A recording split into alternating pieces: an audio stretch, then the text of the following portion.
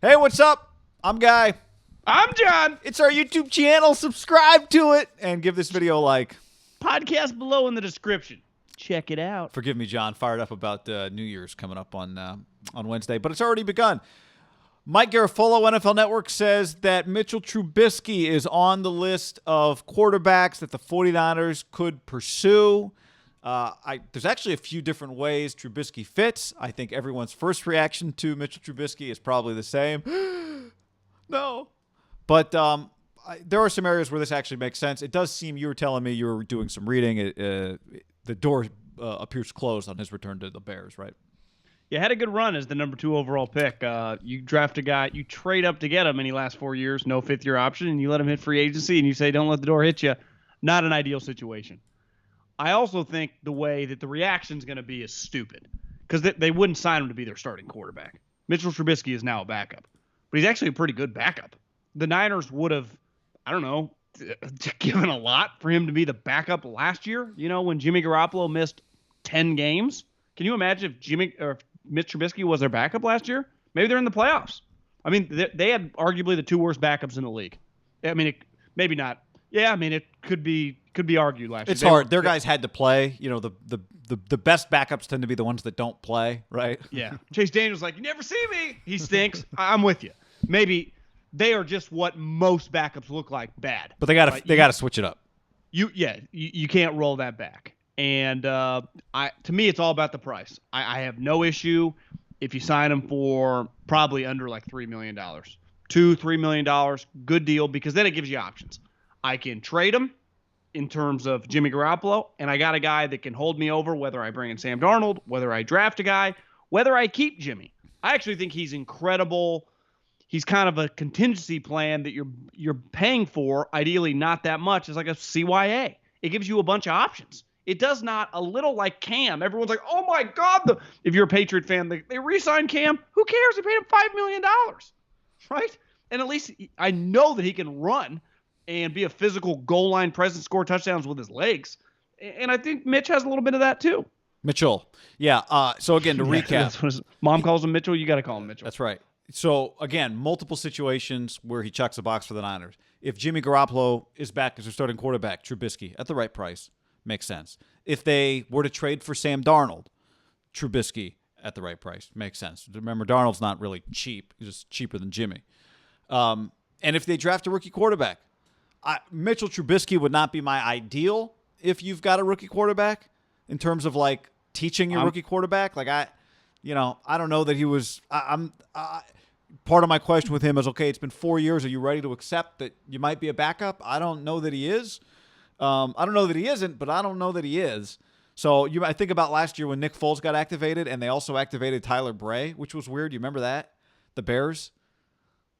I will say this for Mitchell. That was a little weird. He was better. He was better than Foles last year. He was. So in his mind, but Foles is bad behind bad lines, and Mitchell's better than Foles would be behind a bad line because of his mobility. You're right. He did some good things.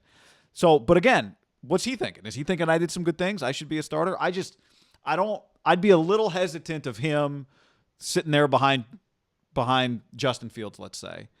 But if he's willing to understand that might be his role, that Justin Fields might, air quotes, beat him out, then I would love it because he would bring a lot more to the table than most backups can. I just don't know. He's 26, John, right? 27. He's not 34. He hasn't been.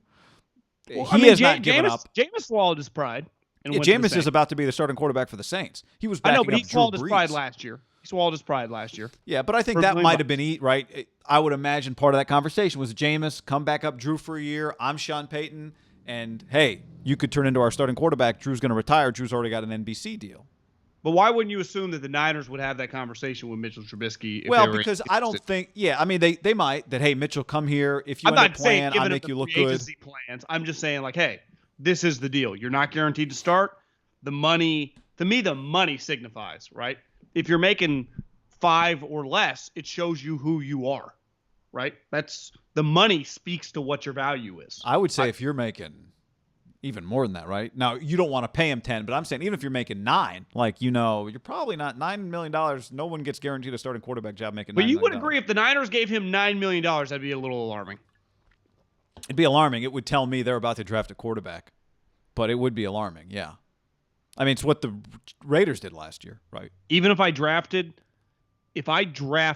and I knew that I was going to try to move up in the draft right now, I would be more inclined to land Mariota for that than Mitchell Trubisky. I think I'd be more interested in Mariota than Mitchell Trubisky if I had a rookie quarterback.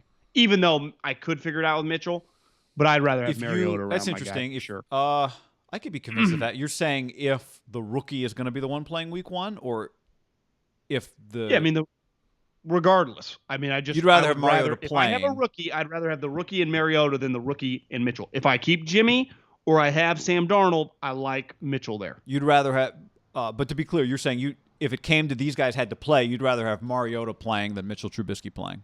Well, if I draft a rookie in the top 5, that guy's playing 100%. Right. Well, that's where I agree with you on Mariota. I'm saying if one of them had to play, do you think? Let me ask it clear. Do you think Mariota's better than Trubisky? I'm not sure about that. Yeah, I'm not sure either, but my point is I think he's a higher level guy. I agree there. And more cerebral, and I'd want him around my rookie to just teach a life. Yeah, we agree there. That's why I said, like, you are right. Him around the rookie, that would make me a little nervous. But there is a cost, right? If I can have Mitchell at 2 or Mariota at 9 for a team that doesn't have unlimited cap space, it does. Not everything is just perfect, right? Right. Part of it is Kyle and McDaniels and Wes and their coaching staff being on Mitchell. Maybe part of the way coaches think is I'm arrogant. Kyle goes, I'm way better than Matt Nagy. Whether that's true or not, I say most people would agree, right? So I can get more out of him. Well, and I do think if you're Mitchell, to your point on Jameis, probably, right? Because that year when they took Solomon Thomas, I'm sure Kyle had a pretty strong opinion on Mitchell. I guess, although remember that was the year he didn't really watch the quarterbacks, but. Oh yeah, good point. That was yeah. You watched Mitchell, but you didn't watch the other two guys? Yeah, you couldn't say you watched a lot of Mitchell because you'd be like, wait, so you.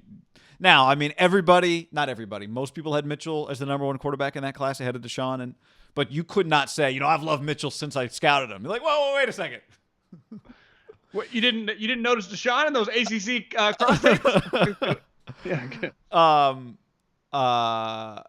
Yeah, I mean, to your point on the Jameis angle on Mitchell, you could say, look, Mitchell, if we draft a rookie quarterback, you know how it goes with rookie quarterbacks. You played 12 games as a rookie quarterback. You could play in that situation. If Jimmy's here, most certainly you could play. And if Sam Darnold's here, most certainly you could play. You come here for a year, you take a little less. I'm Kyle Shanahan. You end up in 5 games. You end up in 4 games. You end up in 3 games, and you look really good. The one thing I would say, you can say all these things to players. Once the season starts, you can do whatever the fuck you want as the coach. And the thing with Mitchell, he doesn't have any equity to be like, God darn it, I deserve to play. I deserve that. Remember, it happened a little with Tyrod. Like everyone, he's getting the short end of the stick. With the injury, can he come back once his lungs healthy? And it was like, no, you can't.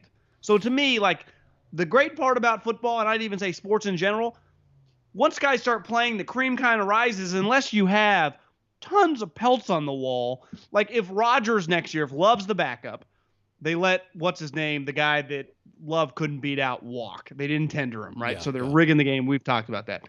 If Rodgers sprains an ankle and misses 2 weeks, and Jordan Love has incredible 2 weeks, it doesn't be like, we just get to keep riding with him. No, Rodgers gets to come back. If the same thing happens with Mitchell in a Jimmy situation, in a Sam Darnold situation, in whatever, and you still think the other guy's better, he does not get to say a fucking peep. He can, but no one cares. Right. So that to me is part of it in football. Like in the NBA, I think it becomes a problem fast. Like guys complain, and in football, it's like you only really get to complain if you got pelts on the wall or an elite player. Yeah, and well, your Thomas kind of did, and they cut him. Your complaints only are heard if you're in that category. It doesn't stop some guys from complaining who don't deserve to complain. Well, then my thing would be if Mitchell made a stink, he would be viewed as like a toxic, like no one. 100%. Yeah. And I have known people in Chicago, the person, they like the guy. Like they think he's a pretty good guy. I mean, really good guy. I don't know if he's Mr. Cerebral football guy, but he tries hard. Teammates like him. He does have talent. He has a talent. Yeah, he's physically gifted. Yeah. He's more physically gifted than Mariota for sure. Yeah. He just doesn't know where the ball's going when he throws it sometimes. It's part. I mean, that's fringe starter. That's what it's. Well, one thing they'll tell you is like man-to-man defense. He's fine because he just knows the guy's covering him. He can just throw it at his wide receiver.